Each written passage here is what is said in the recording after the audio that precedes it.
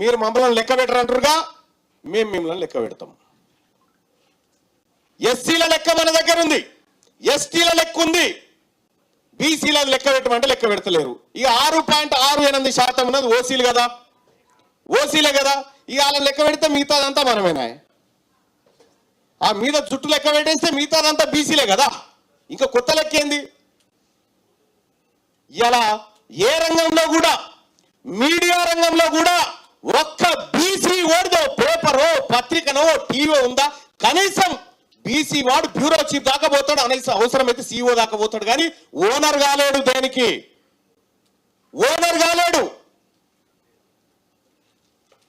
BC ఉద్యమాలు మొదలవుతా ఉంటే, బీసీలు ఆవాజ్ రేజ్ చేస్తా ఉంటే కొత్త కొత్త పంచాయతీలు పుడతాయి. ఇప్పుడు కొత్త కొత్త పంచాయతీలు.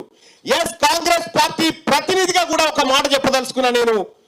కాంగ్రెస్ పార్టీ కులగణన చేయకపోతే, 42% రిజర్వేషన్ బీసీలకు ఇవ్వకపోతే తీన్మార్ మల్లన్నదే బాధ్యత, తీన్మార్ మల్లన్నదే బాధ్యత. నేను చెప్తా ఉన్న బీఆర్ఎస్ పార్టీ నాయకులకు, మీ దాంట్లో బాధ్యత వహించేటోడు ఎవడో రండి. భారతీయ జనతా పార్టీ చెప్తా ఉన్నా, మీ దాంట్లో బాధ్యత వహించేటోడు ఎవడో రండి, లేదంటే మీ అధ్యక్షులు ప్రకటన చేయండి. మీరు చేయకపోతే మీ కర్మ, మీ పాడ మీరు పేర్చుకుంటా అంటే మేమేం చేయలేం, ఖాళీ అగ్గిపెట్టె మాత్రమే ఇయ్యగలుగుతాం. గుర్తుపెట్టుకోండి, తెలంగాణ బీసీ ఉద్యోగస్తులారా, ఇన్ని రోజులు వేరు, ఇప్పుడు వేరు.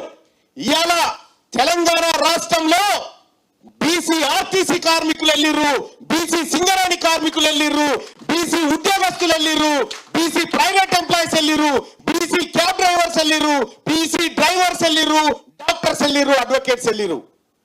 అర్థమైతే లేదా ఏం జరుగుతా ఉందో? ఇంకా మీకు సోయస్తలేదా?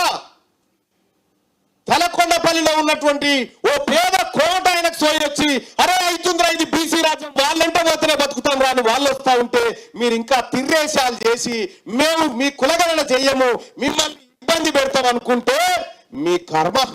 దానికి ఎవడేం చేస్తాడు? ఒక కులగణన చేయడానికి, విధి విధానాలు ప్రకటించడానికి ఎందుకు ఆలస్యం జరుగుతుంది? ఇక్కడ ఒక మాట చెప్తా ఉన్నా, మా పార్టీ నాయకుడు రాహుల్ గాంధీ గారు ఇచ్చినటువంటి మాట, కామారెడ్డి డిక్లరేషన్, దాన్ని అమలు చేయాల్సిందే. రాహుల్ గాంధీ గారు తల దించుకునే పని ఎవరు చేసినా ఈ రాష్ట్రంలో, ఏ హోదాలో ఉన్నవాడు చేసినా కూడా వదిలిపెట్టే ప్రసక్తే లేదు. ఆయన తలెత్తుకునేటట్టే చేస్తే తప్ప తల దించుకునే ప్రయత్నం చేయనియా. ఇక చాలా మంది బీసీ నాయకులు, బీసీ ఎమ్మెల్యేలు కూడా ఉన్నారు. మీరు కూడా తేల్చుకోవాల్సిన సమయం వచ్చింది. నన్ను గడికోగా నాకు మెసేజ్ పెడతా ఉంటారు, రాజీనామా చేయ. నేనేం చేస్తారా పోయి రాజీనామా? నాకు అర్థం కాలే. ఎవడు మాట్లాడాలి మరి మండల్లో? ఎవడు మాట్లాడాలి మా బీసీల గురించి? ఫస్ట్ సభల్లో మాట్లాడినా కదా 9,000 కోట్ల వినిపించలేస్తారా? బీసీలు 50% పైచీలుకుంటే 2,91,000 కోట్ల బడ్జెట్ సగానికి సీరి మా బీసీలకు ఇస్తే కదా అది లెక్క బడ్జెట్ అయ్యేదని చెప్పిన. బీసీలకు జరుగుతున్న అన్యాయం చెప్పిన. మరి ఎవడు మాట్లాడాలి? నేనే కదా. నీ అయితే ఓట్లు కాదు.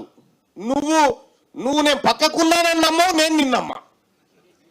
ఇలా తీన్మార్ మల్లన్న ఈ బీసీల శత్రువు ఎవడో గీత గీసుకుంటూ వస్తా ఉన్నాడు. గీత అవతల వాళ్ళు, గీత అవతల మనం. శత్రువు ఎవడో గీత పడ్డది. ఈ బీసీలకు శత్రువు ఎవడో ఈ 70 ఏళ్ల కాలంలో గీత పడ్డది. గీత అవతల వాళ్ళు ఉన్నారు, గీత అవతల మేమున్నాం. మేము ఒక్కటే బీసీలం, మేము ఒక్కటే. మా సోదర ఎస్సీ ఎస్టీలు కూడా ఉన్నారు, వాళ్ళు కూడా మా వాళ్ళే. మీరు తెలుసుకోరు, మీ దాంట్లో మీ 6%లో మీరు ఎవరో తెలుసుకోరు. ఫస్ట్ మేమంతా క్లియర్గా ఉన్నాం. మీకు మాకు గీత గీయబడ్డది, విజిల్ కొడితే ఆట ఆడుకుందాం అంతే. ఇదైతే పక్క.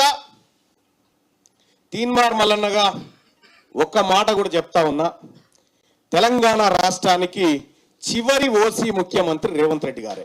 రాసి పెట్టుకోండి, ఫైనల్ ఆఖరి ఓసీ ముఖ్యమంత్రి రేవంత్ రెడ్డి గారే. 2028లో ఈ తెలంగాణ రాష్ట్రానికి మొట్టమొదటిసారిగా ముఖ్యమంత్రి రాబోతా ఉన్నాడు. ముఖ్యమంత్రి రాబోతా ఉన్నాడు. తెలంగాణ రాజకీయాలని మొట్టమొదటిసారిగా బీసీలు శాసించబోతా ఉన్నారు. ఈ బీసీల రాజ్యంలో పేద కోమటాయనను కూడా అసెంబ్లీకి తీసుకుపోయే బాధ్యత మాది. ఈ బీసీల రాజ్యంలో పేద బ్రాహ్మణ్ణి కూడా మేము అసెంబ్లీకి తీసుకుపోతాము. వాళ్ళకు కూడా తగినంత న్యాయం చేస్తాం.